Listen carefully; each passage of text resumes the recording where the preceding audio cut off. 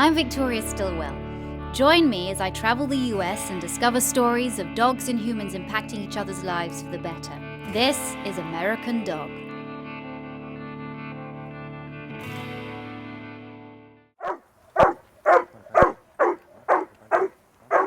Search.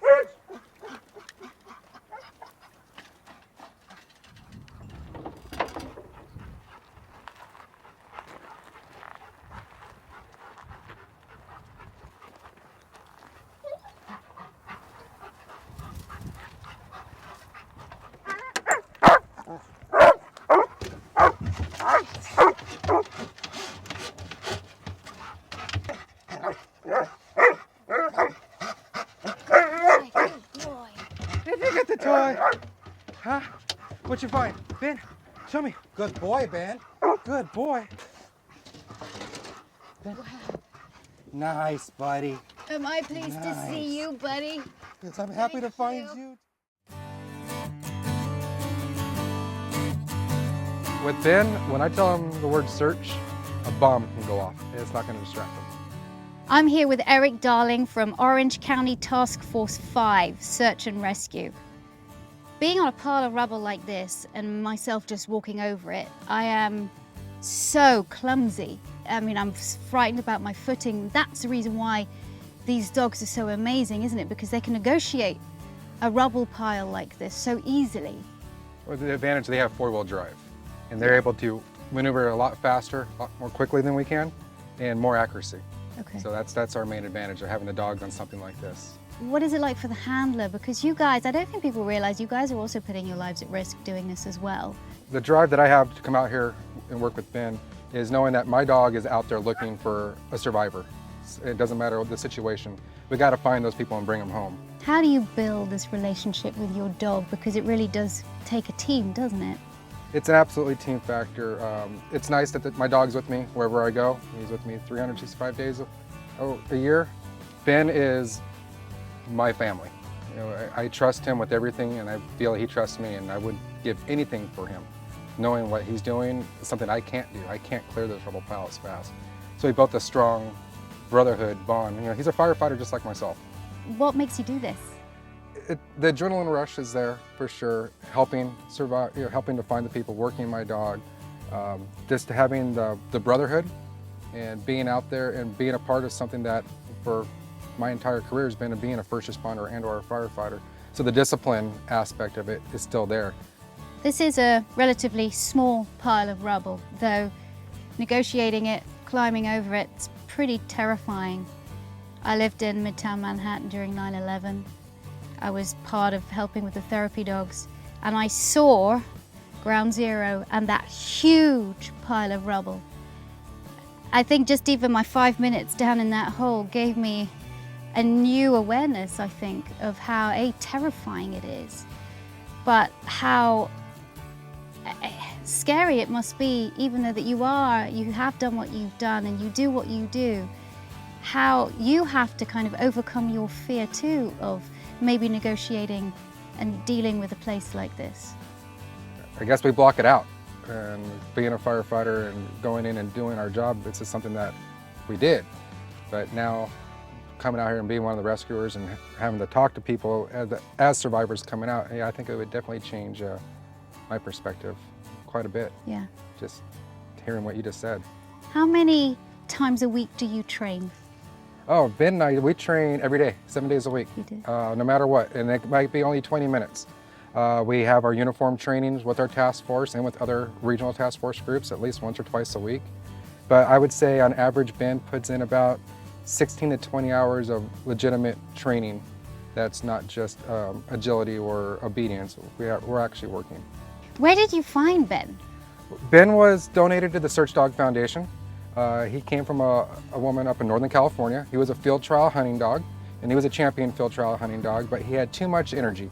He liked to bark too much, and so because he was a little bit too loud for being a hunting dog, the woman up in Northern California donated him to the Search Dog Foundation, and he went through training, and he's an ornery dog, and I could be an ornery person, so we were a perfect match, and we've been together ever since. Where's she? That's a good boy. What sort of searches have you been on with Ben, real life searches? Ben and I have been on local searches in our own community. We've gone looking for lost hikers, Alzheimer's patients, walkaways from elderly homes. In about 1.5 years, we went on a total of 7 or 8 searches locally, and they were all positive outcomes. Ben did not actually find the person missing, but as a team, as a whole, everything came out positive. So, which is exactly what the dogs are out there for, to ensure that no one got left behind.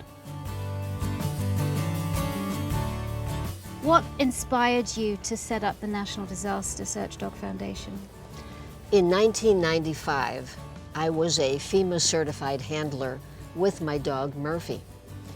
We were deployed to the Oklahoma City bombing, April 1995, and that deployment opened my eyes to the great need for this particular resource, the Canine Disaster Search Team. What was it like for you when you went to the Oklahoma bombing? It was rewarding in some respects that the effort my dog and I had put in could do some good at an actual deployment. You see, in California, we had been preparing for earthquakes. We had no thought of bombings. So it was rewarding, and it was also anger-producing in that we were not as prepared as we could be. I came home from the Oklahoma City bombing determined that something would change, that somehow I knew enough now to make a difference. Ready? Search! Hey, dog, dog, dog! Next part. Next part. How difficult or easy is it to train a search and rescue dog, and where do they come from? Where do you find them? The story begins with dogs that are in shelters. We recruit among rescued dogs. That is primarily. Now, we will accept a dog that is donated, certainly. We would be interested in dogs that come with a field trial background, but the bulk of them come from shelters. These are dogs that have been tossed into the trash heap because the people who have them simply don't realize what they have. They have an annoying pet, a dog that barks or digs or causes trouble. That's because the folks don't recognize how to harness this wonderful animal. What we have is a lineup of barrels, and it's designed to teach the dog to ignore his eyes and ignore his ears, and that's where the ball comes in, and the people talking and moving about, and just follow his nose. Everything else doesn't matter. Just follow your nose, and that'll always be true, and it'll always take you there the best way. And you'll get that fast searching dog that disregards all distractions and just works on his nose and gets that fast, immediate bark because he's very clear on what gets him his reward. Well, the barking is important because it's universal. Everybody understands it. In the old days, it was all about reading your dog's behavior. Sometimes you got to bark, sometimes you didn't.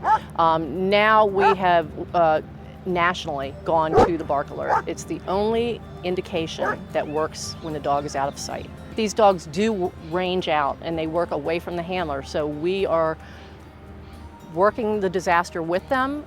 We're their spotter, per se, but the dog is hunting on his own. And so that bark indication lets everybody know, the handler, but everybody else included, that that dog has somebody alive under the rubble, and that's critical. It's complete hunt, and that's why when we screen our dogs, our screening is first we do a retrieve, and then we do a hunt. And by the hunt, I would take a ball and throw it up on this hill, and the dog gets to watch it the first time, but we don't release until it lands. And then we do a 15-second delay, and then we do a 30-second delay, because these dogs can't just be chasing an object.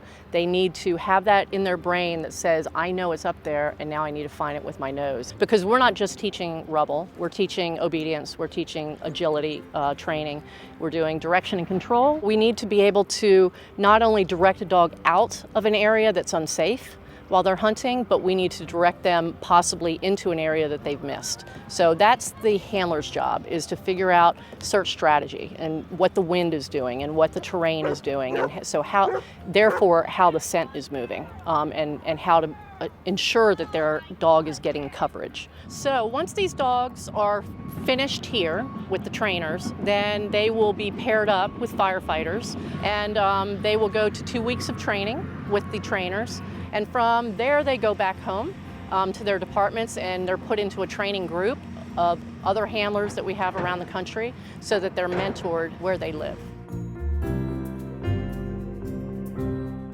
Hunter was donated to me by the National Disaster Search Dog Foundation about 8 years ago. Well, Hunter's drive and energy on a regular basis is exactly what we require in a search dog. We don't want a couch potato or some dog that just sits around and never really does anything. We need that person who's as fired up to do his job as we in the fire service are.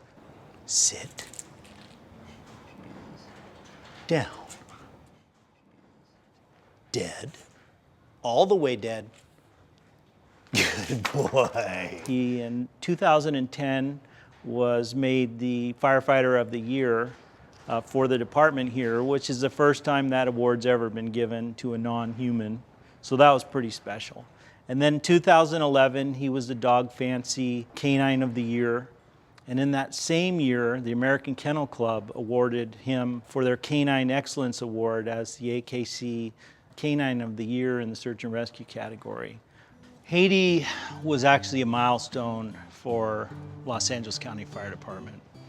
Our search and rescue team of 72 people has been on almost every disaster that's occurred all the way back to Hurricane Iniki in Oklahoma in 1995. This was the first time this team has ever rescued a live human being, much less 11 human beings that my team found in a 16-day period. So for this fire department and this country, it was a huge milestone in our 20-plus USAR career doing this search and rescue to actually find live human beings. So Hunter, part of the search and rescue team, he's one of 6 dogs. He, on day 2, was able to locate 3 women that were trapped under a 4-story apartment building that had collapsed.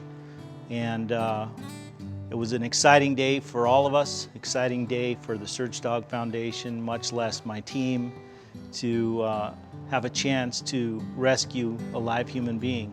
Part of this whole team concept is, yes, he made the search and he made the find, but these 24 rescue guys behind us spent 7 hours with concrete saws and torches and back-breaking work with 5-gallon buckets under hazardous environments, and they pulled these 3 girls out 7 hours later. In Haiti, the floors had all collapsed roughly 18 inches apart, barely enough for a standing dog to scurry back underneath there. And what we want them to do is penetrate these void spaces to get as close as they possibly can. Whereas if you could imagine if a dog barks, say, at the doorway and the people are buried in the back bedroom, that's not going to get us as a rescue team as close as we want to be, because we're going to waste several hours possibly digging through debris, or we could have gone to the top in the back of the building and came straight down on top of you. So what Hunter does is he penetrates through these void spaces and between these floors, and that's how we knew he was right near someone. Was he had scurried back under these floors 2 or 3 times trying to get back to these women. Eventually, we made contact with them, verbal contact with them, and were able to, 7 hours later, pull them out. Additionally, we found USA Lady, we called her, because when we brought her out 7 hours later on a board, we carried her off in a pile of 15 rescue workers. There was 1,000 Haitian people in the streets chanting USA, USA. And I mean, it gives me goosebumps when I think about it, but it's pretty cool to, in a foreign land, have people cheering for this country after bringing out one of their own.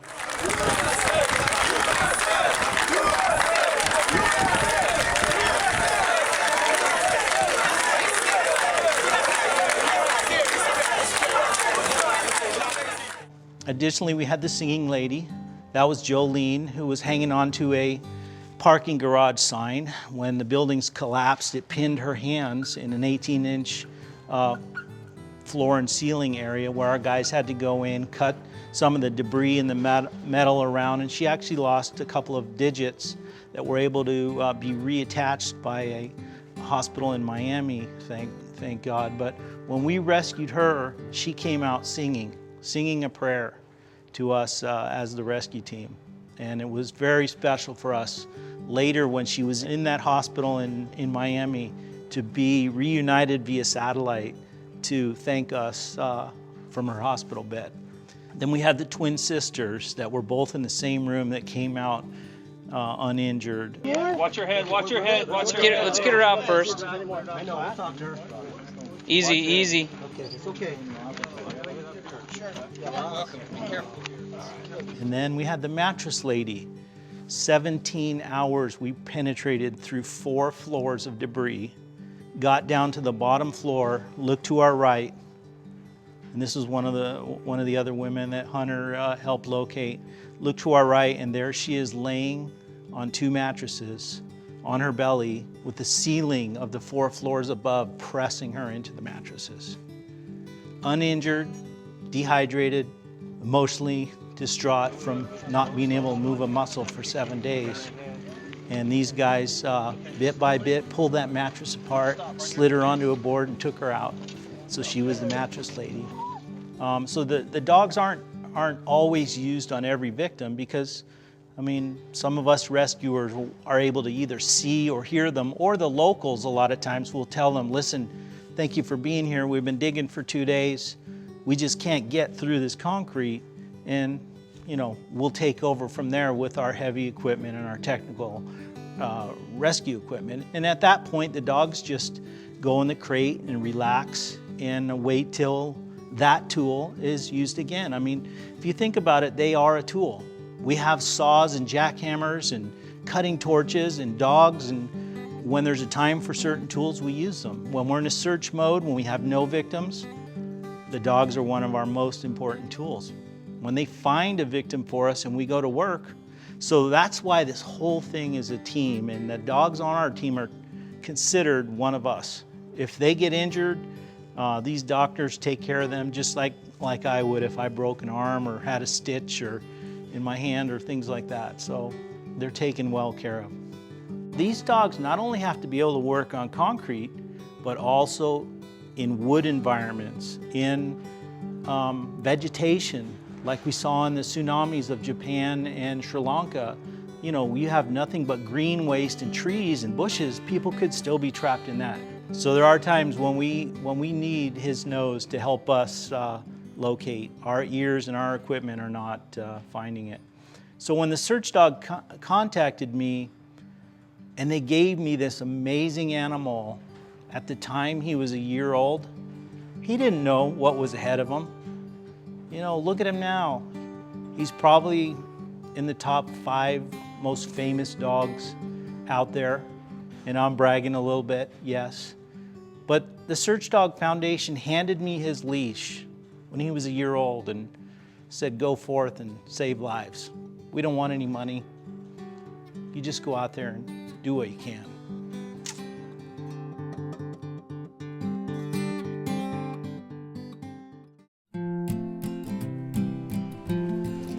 The Search Dog Foundation is building this national training center, 125 acres of everything that one could want for training both handlers and dogs. It will be, we believe, a Disneyland for disaster search dog training and improvement. There is construction going on right now as each area is built, but this place that we are standing, this is a very special place. We call it the Canine Memorial. So this is memory lane, and this is where we kind of promise never to forget the dogs and all that they have contributed.